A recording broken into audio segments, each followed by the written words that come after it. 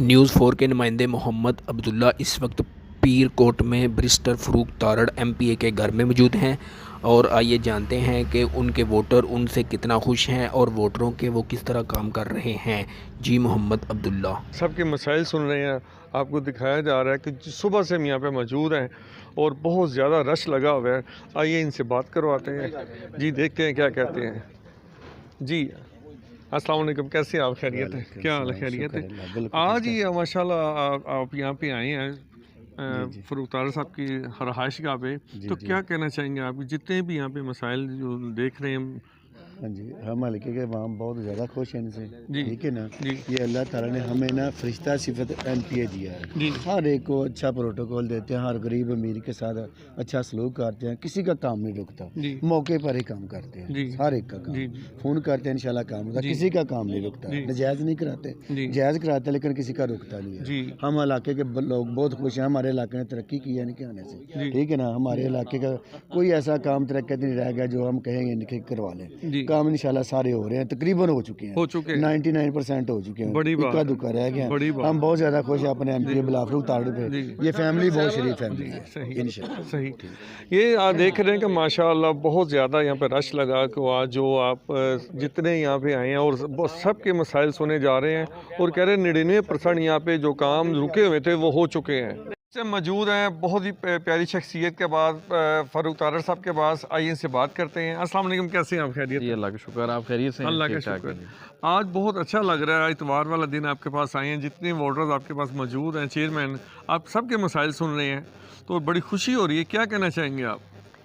जी आपका बहुत शुक्रिया आने का, और मैं समझता हूँ हमारी सियासी लोगों की ये बुनियादी ज़िम्मेदारी है कि हल्के के जो लोग हैं उनके साथ हम राब्ते में रहें।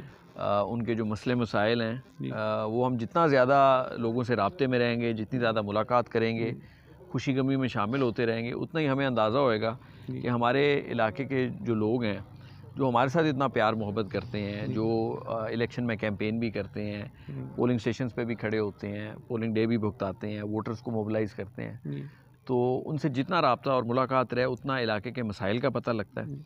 और हम कोशिश करते हैं जितने भी मसाइल हैं वो तरजीही बुनियादों पे हल हों। और हमने अल्लाह के फजल करम से बड़ा थोड़ा सा अरसा गवर्नमेंट का आया था पिछली दफ़ा, ज़्यादा तो हमने अपोजिशन का दौर देखा, लेकिन उसमें हमने बेतहाशा डेवलपमेंट के काम अपने हल्के में कराए और अभी भी इंशाल्लाह डेवलपमेंट का सिलसिला जारी है। और कोशिश ये है कि मुस्बत सियासत की जाए, अवामी मसाइल के हवाले से सियासत की जाए और तामीर व तरक्की और अमन की सियासत की जाए। जो माशा तामीर व तरक्की की बात वो बड़ी प्यारी है। आप जो हॉस्पिटल गोंदला वाला उसके मतलब कब तक तमीर होगी? वो आपकी बड़ी काविश है उसके अंदर। जी अब वो गोंदावाला मेडिकल कॉलेज जो है, मैं समझता हूँ मुस्लिम लीग नून का मियाँ शहबाज शरीफ साहब का, मियाँ नवाज शरीफ साहब का एक बड़ा तोहफ़ा है गुजरांवाला के लिए।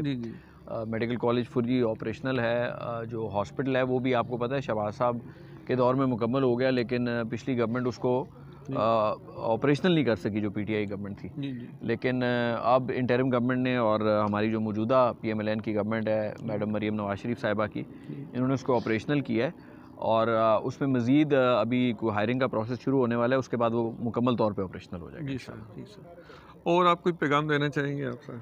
बस आपका बहुत शुक्रिया, आप तशरीफ़ लाए हैं। Thank you very much.